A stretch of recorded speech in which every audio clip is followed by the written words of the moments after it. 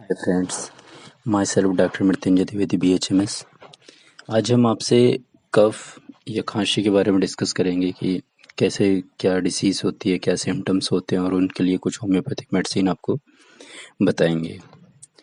सबसे पहले हम देखते हैं कि कफ की जो डिफिनीशन है, cough is the most frequent symptoms of respiratory disease. Respiratory disease जब होती है तो क्या होता है कि उसका कॉमन सिम्टम्स है कफ या खांसी। And in cause by stimulation of sensory nerves, जो सेंसरी नर्व्स होती है in the mucus of the pharynx, larynx, trachea and bronchi पे।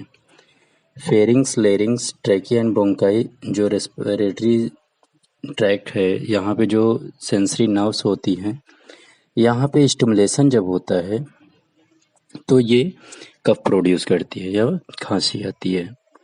इसकी जो कंडीशन है, एक्यूट नंबर ऑफ कंडीशन है, जैसे कि change in air temperature, suddenly जैसे अगर एटमॉस्फेरिक में टेम्परेचर चेंज होता है, और change in air temperature, exposure to irritant, अगर कोई इरिटेंट्स जैसे उस कांटेक्ट में आ जाते हैं, जैसे कि कोई सिगरेट स्मोक करता है उसका धुआं जैसे आ जाए, या परफ्यूम से बहुत ज़्यादा प्रॉब्लम होती है किसी किसी को। तो फेरिंग्स में post nasal drip, history of chronic rhinitis, बहुत लंबे टाइम से इनको खांसी या छींक स्नीजिंग की प्रॉब्लम होती है। लेरिंग्स में लेरिंगाइटिस हो, ट्यूमर है वो, तो वॉइस हॉर्सनेस हो, आवाज़ भारी हो जाए, ऑफ्टन एसोसिएटेड। तो इसमें क्या होता है कि हुपिंग कफ कि मतलब लगातार उनको खांसी आती है, क्राउप कफ है, बहुत ज़्यादा आती है, बहुत देर तक आती है। पेरोक्सिमस ऑफ कफ विथ स्ट्रीडर, ऐसे लगता है जैसे कि रेस्पिरेटरी ट्रैक जो है बहुत ही पतला हो गया है, सिकुड़ गया है या क्लोज हो गया है। ट्रैकिया में ट्रैकियाटिस, तो उसमें क्या होता है कि रिट्रो एक्सटर्नल पेन विद कफ, कि इसमें क्या होता है, जो ट्रैकिया होता है उसमें मतलब एक्सटर्नल के पीछे टाइप में, पीछे की तरफ जो ये मतलब सीने में जो आपके पीछे के साइड में, उसको ऐसा रॉनेस फील होता है और पेन होता है। ब्रोंकाई में ब्रोंकाइटिस है, एक्यूट एंड COPD अस्थमा, या अगर किसी को अस्थमा है तो उसमें क्या होता है कि ड्राई कफ होता है, सूखी खांसी आती है। प्रोडक्टिव वर्ड्स इन मॉर्निंग, कि कब भी निकल सकता है, मतलब मॉर्निंग के टाइम में, और usually dry words at night. तो ज़्यादातर सूखी खांसी आती है, ड्राई कफ होता है, और ज़्यादा प्रॉब्लम इनको नाइट में मतलब रात में होती है। लंग पेरेन्काइमा, ट्यूबरकुलोसिस, न्यूमोनिया में ड्राई इनिशियली होता है। ड्रग साइड इफ़ेक्ट, अगर कोई मेडिसिन ले लिया है तो कि एस इनिवेटर या ड्राई कफ ऐसे कुछ होता है उनको फिर। और कॉज ऑफ कफ अगर हम देखते हैं, जो कारण है किस वजह से कि कफ हो रहा है, cough is the most commonly cause by viral infection की वजह से भी ज़्यादातर होता है। लोअर रेस्पिरेटरी ट्रैक्ट पे या लंग्स के अंदर जो रेस्पिरेटरी ट्रैक्ट है, एल्वियोलाई के पास, वहाँ अगर कोई प्रॉब्लम होगी तो उसकी वजह से भी होता है। इन्फेक्शन हो जाए कुछ, post nasal drip resulting from rhinitis, कोई नेजल ड्रिप यूज किया हो उसकी बाद में अगर राइनाइटिस मतलब सर्दी, खांसी या छींक की प्रॉब्लम हो जाए। और sinusitis, aspiration of a foreign body, कि कोई फॉरेन बॉडी एस्पिरेशन हो जाए, मतलब कि अंदर की ओर ले लिया हो सांस लेते टाइम, तो उसकी वजह से भी कफ होता है या खांसी आती है। उसकी या थ्रोट क्लियरिंग, ऐसा कुछ यूज कर रहे थे जिसकी वजह से साफ मतलब गला साफ करने की कोशिश कर रहा है, उसकी वजह से कोई चीज़ अंदर की ओर ले लिया हो। नॉर्मली जब वायरल इन्फेक्शन हो जाए या फॉरेन बॉडी इंटर हो जाए, जब रेस्पिरेटरी ट्रैक्ट में म्यूकस भरा बाहर नहीं निकलने को मतलब बाहर निकालने की कोशिश कर रहा हो म्यूकस, तब कफ या खांसी की प्रॉब्लम होती है और इनको खांसी आने लग जाती है। अब हम नॉर्मली मेडिसिन बात करते हैं, होम्योपैथिक मेडिसिन कुछ बताते हैं जो कफ में बहुत ही अच्छा रिस्पॉन्स करती है और बहुत ही अच्छा यूजफुल मेडिसिन है। तो पहली मेडिसिन हम आपको देखते हैं कि ब्रायोनिया अल्बा जो है वो, उसमें क्या होता है कि ड्राई कफ आती है, सूखी खांसी आती है, साथ में गैगिंग, ऐसे लगता है कि जैसे गला बंद हो जा रहा हो या कोई गला दबा रहा हो। वॉमिटिंग भी हो जाती है पेशेंट को। चेस्ट के साइड में स्टिचिंग टाइप का पेन होता है साइड में, जैसे कुछ चुभ रहा हो। इनकी कंप्लेंस अग्रवेशन बढ़ती है जब कुछ खाते हैं या पीते हैं, और जब वार्म्स रूम में कमरे में आते हैं, या मतलब बाहर से अंदर की ओर जब बंद कमरे में या गर्म कमरे में आते हैं तो इनको दिक्कत होने लग जाती है, और लंबी और गहरी सांस लेने लग जाते हैं, मतलब इनकी सांस लंबी लंबी हो जाती है। जब गर्म कमरे में आते हैं तो इनकी खांसी भी बढ़ जाती है। खांसी जब आती है तो सीने में बहुत ज़्यादा तेज़ दर्द होता है, और चेस्ट को ये होल्ड करते हैं, पकड़ लेते हैं पेशेंट। इनके जो पेशेंट होते हैं जब इनको खांसी आती है तभी अपने सीने को पकड़ लेते हैं। एक बार में कई बार खांसी आती है इनको, चलते चलते टाइम या बोलते टाइम भी इनको खांसी आने लग जाती है। ऐसे पेशेंट को हम ब्रायोनिया अल्बा मेडिसिन दे सकते हैं। दूसरी मेडिसिन की अगर हम बात करते हैं तो कालीबाइक्रोम है।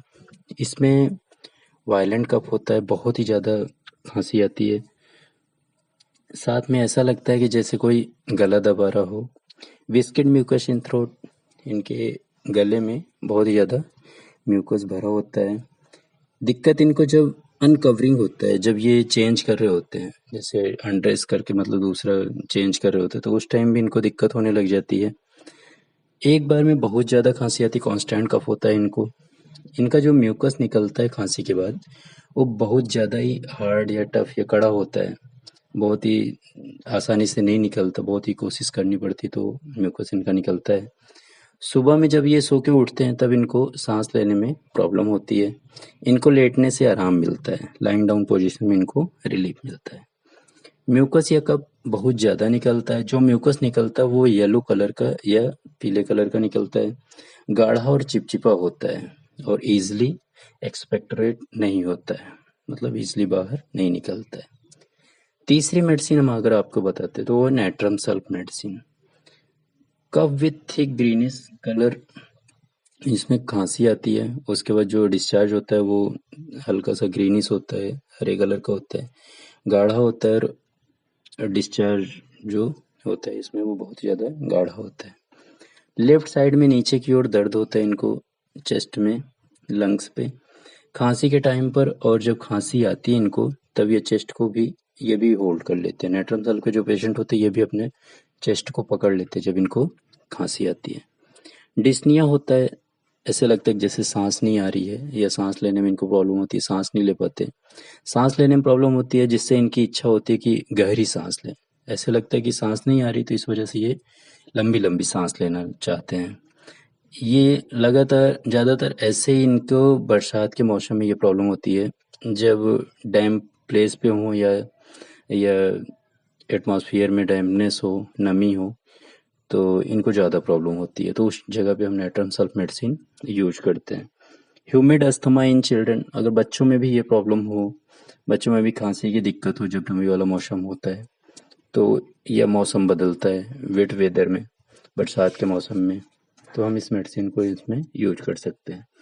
इसमें जब खांसी लेते हैं तो खांसी करते हैं तो जब स्पूटम निकलता है तो वो हल्के से हरे कलर का होता है। साइकोटिक निमोनिया होता है, lower lobe of left lung, left side में दर्द होता है। खांसी जब आती है तो पेशेंट बिस्तर पर उठ कर बैठ जाता है, इतनी ज़्यादा उसको प्रॉब्लम होती है कि वो अगर लेटा हुआ है तो उठ के बैठ जाता है खांसी के टाइम पर, और अपने हाथ से अपने चेस्ट सीने को पकड़ लेता है, होल्ड करता है खांसी के टाइम पे।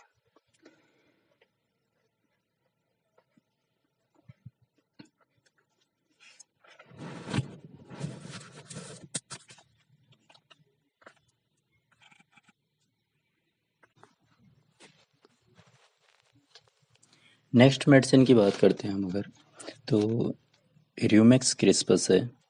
इसमें क्या होता है कि पेशेंट जो होता है एक्सट्रीमली सेंसिटिव होता है टू ओपन एयर से, खुली हवा में इसको जाने से तुरंत ही दिक्कत होने लग जाती है, पेशेंट को दिक्कत होने लग जाती है। शाम के टाइम और ठंडी जगह पे इनको आवाज़ भारी हो जाती है, इनकी वॉइस जो होती है वो हार्सनेस आ जाता है, उसमें गले में कुछ फंसा सा महसूस होता है, ऐसे लगता है कि जैसे कुछ गले में फंसा हुआ है, तो बार बार उसको बाहर निकालने की कोशिश करते हैं। सूखी खांसी आती है, ड्राई कफ होता है, इनको दिक्कत बढ़ जाती है जब ये रूम में जाते हैं, रूम के अंदर जाते ही इनको प्रॉब्लम होने लग जाती है, और इनको लाइंग डाउन पोजीशन पे भी प्रॉब्लम होती है, मतलब लेटने पे भी दिक्कत होती है। थोड़ा सा भी ठंडी हवा अंदर जब लेते हैं रेस्पिरेशन के टाइम, जब ये सांस में अंदर ठंडी हवा हो जाती है इनके, तो इनको दिक्कत होने लग जाती है। ये पूरा कवरिंग चाहते हैं, सर तक कवर करके सोना पड़ता है इनको, पेशेंट को। और कफ बाहर नहीं निकलता इसमें, पेशेंट को कफ थोड़ा सा भी बाहर नहीं निकलता। अग्रवेशन जो उनको होता है वो ठंडे से प्रॉब्लम इनको होती है। थैंक्स। और आप जो है कोई सी भी मेडिसिन, होम्योपैथिक मेडिसिन आप अपने मन से ना लें, अपने नज़दीकी होम्योपैथिक फिजिशियन से कंसल्ट करके ही यूज़ करें। थैंक्स।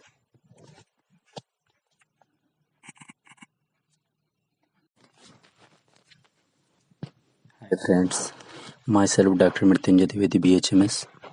आज हम आपसे कफ या खांसी के बारे में डिस्कस करेंगे कि कैसे, क्या डिसीज़ होती है, क्या सिम्टम्स होते हैं, और उनके लिए कुछ होम्योपैथिक मेडिसिन आपको बताएंगे।